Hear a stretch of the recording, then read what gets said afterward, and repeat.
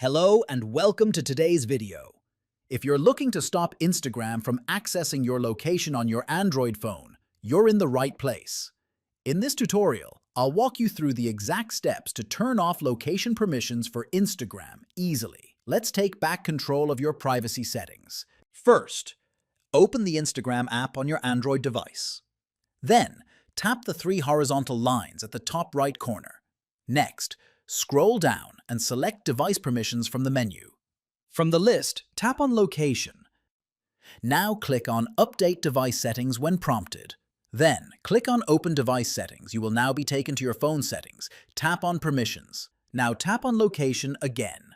Finally, select Deny to completely stop Instagram from accessing your location. And that's it. Instagram can no longer use your location data. Thanks for watching. I hope this helped you manage your Instagram privacy settings. Don't forget to subscribe for more tutorials on apps and security. See you in the next video.